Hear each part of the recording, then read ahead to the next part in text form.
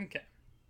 For this assignment, the speech that I chose was a speech by Ronald Reagan. It was entitled The Space Shuttle Challenger Strategy Address. It was a speech I was fairly familiar with, as in my youth, the second Challenger explosion happened. My parents, who were part of the Ronald Reagan era, talked to me about his speech and how the nation reacted to his words to them. While this has been many years ago, as I listened to Ronald Reagan's words, more and more memories from not only the time when I listened to his words, but during the time in my own lifetime in which the words of comfort had to be given to the people of the United States, yet again, and during yet another time of tragedy. With these words spoken, even today, you can feel the depth of distress, not just of our president, the speaker, but his is a voice for a nation that was grieving, and not only grieving, suffering in a way that the generation had not yet suffered in. As he stated, they lost men almost 19 years previous, and while many of the older generation perhaps remembered those who died at that time, the next generation had yet to suffer a loss such as their parents' generation had.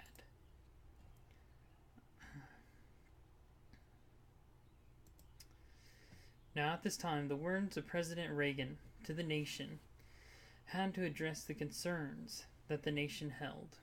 He begins this brilliantly by showing the nation as a whole that even though there was a scheduled State of the Union speech, he chose instead to push that to the side and address the nation as they needed him, a voice of comfort, and not only that of comfort, but reassurance. This, in my opinion, is one of his greatest speeches of his career. The tones that he uses as a grandfather addressing his grandchildren who have just learned of something terrible and are trying to learn how to process what they have seen and how to figure out how to move from the news. In this speech, President Ronald Reagan does just this. Within his speech, he shows care and concern for the nation's public, who have just listened to such horrible news.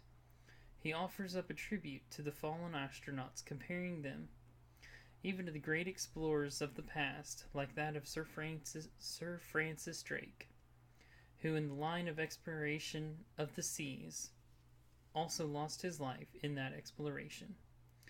President Reagan also spoke comfort to the family of those lost, of whose grief we shared only a part. While all of these are important for a politician, he goes one further in talking to the youth of the nation.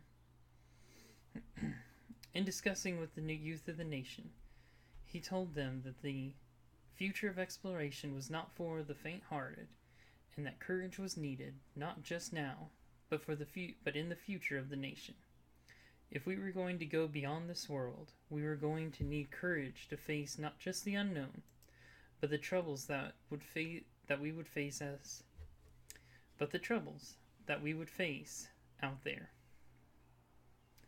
Exploration is a dangerous endeavor in which survival is not guaranteed. We know this, but when losses like this happen, we need reassurance that the future is worth working for, and that the lives lost on the way were not lost in vain.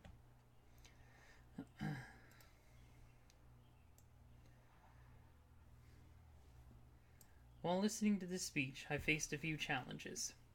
The greatest challenge that I faced is that of having traveled all weekend. And after a 6-hour car drive that started this morning and finished this afternoon, I was not only tired from doing all the driving, but there is always a great deal of work to be done when a trip is completed. From 2 cats who were left alone all weekend and who wanted attention, to a wife who wanted help cleaning out the car, going grocery shopping, getting laundry started, and many more tasks. All of these proved to be distractions to my ability to sit down and listen. For the most part, these were easy enough to overcome. Once the car was unloaded, my wife decided to go alone to the grocery. While this did give me time to work, the cats had other plans. After my wife came home, however, I was able to shut myself in my office and fully dedicate myself to schoolwork, with only one interruption from her, and that it was to grab all my laundry that needed to be washed and chuck it in the washer. As for the tasks that I can do without affecting my listening, I don't believe there are many I can do. At work in the factory, there are days in which I'm just putting parts in a bucket, and in which the Harry Potter books I'm listening to are the easiest thing to listen to every word and get the meaning from. However, that's not a normal thing for me.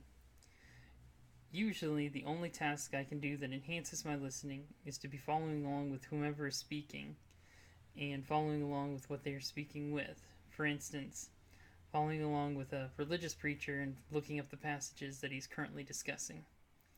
It's not easy for the hands to be doing one thing and the mind to be doing another.